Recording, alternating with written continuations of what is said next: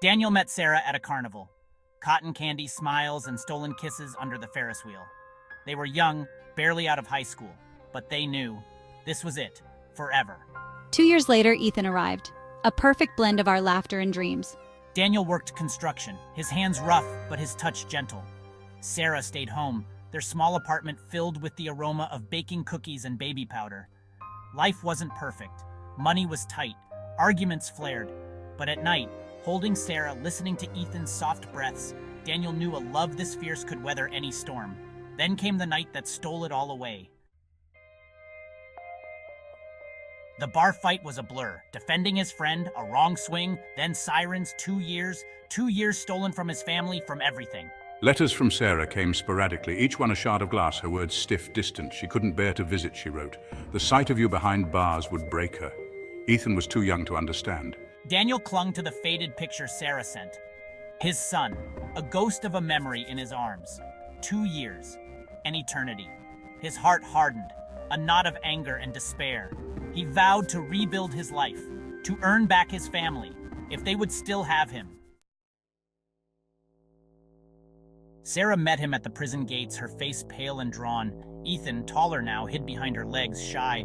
There was a new hesitancy in Sarah's touch. She spoke of his father, a man Daniel hadn't seen in years. He wants to see Ethan, she said, her eyes downcast. He misses him. Daniel felt a surge of anger. Where was this concern when he was locked away? But Sarah insisted. It was for Ethan, she said, to have his grandfather in his life. Visits became routine. Sarah would take Ethan to see Daniel's father. She'd return quiet, withdrawn.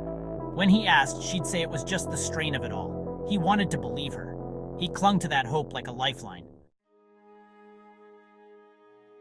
Then came the news. Sarah was pregnant.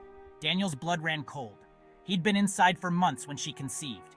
It happened before, just before you went away. You were so angry, so distant then. I didn't want to burden you. He confronted her, his voice shaking. Sarah wept, her hand on her swollen belly. He wanted to believe her. He had to. He clung to her words, even as doubt gnawed at him. This child, a symbol of their love, or a cruel reminder of his absence? The baby was born a month after Daniel came home, a boy. Sarah named him David. Holding his son, Daniel felt a surge of fierce love, but something was wrong. David's eyes, wide and blue, were not his own. They were the mirror image of his father's. The truth hit him with the force of a physical blow. Daniel, The visits, the whispered conversations, the impossible timing of Sarah's pregnancy. He confronted her, his voice a low growl.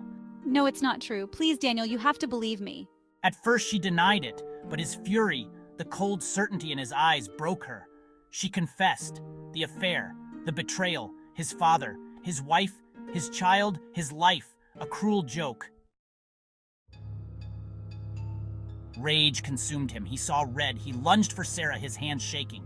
No, Dad, stop. Ethan screamed, his cries echoing the storm inside him.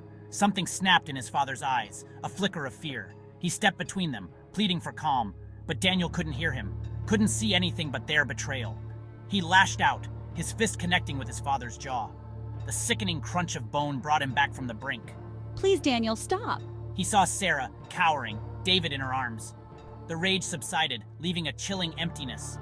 He turned and walked out, the slam of the door echoing in the silence.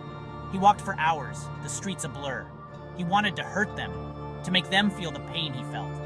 He thought of going back, of finishing what he started, but then he saw Ethan's face, his eyes wide with terror. He couldn't do that to his son. He wouldn't become the monster they were. He was broken, lost, but he would survive. For Ethan, he had to.